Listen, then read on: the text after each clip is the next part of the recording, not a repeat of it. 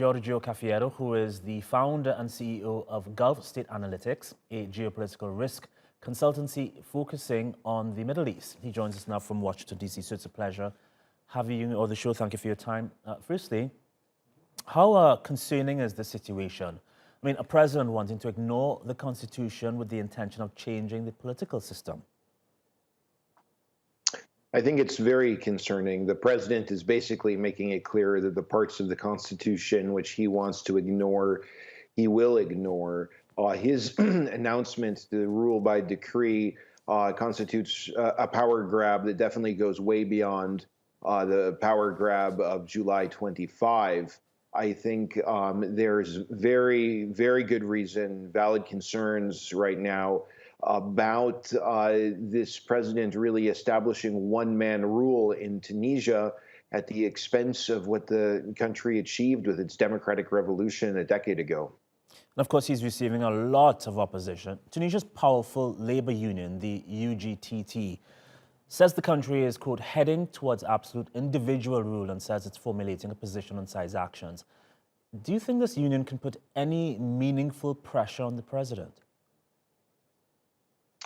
Well, yeah, the union, then you also have different political parties. You have various actors from civil society in Tunisia that are definitely putting pressure on the president. What this pressure ultimately leads to, of course, remains to be seen, and how the president reacts to this mounting pressure on him, of course, we don't know. I think a good something to be concerned about, though, is that with possibly more in Tunisia joining the opposition as frustration over the economic and health crises mounts, we could possibly see those in power resorting to more oppressive, more harsh measures to deal with dissent. Do you have a sense of how the president wants to change the political system and what this could mean for the country? Well, something that is concerning so many people is that the president has not been clear about what it is that he intends to do moving forward. He's put all this power into his hands, power really on par with the kind of power that Ben Ali had, and we don't know exactly, what the intentions are. People who are assuming the worst are concerned that he's going to try to set up a dictatorship in Tunisia.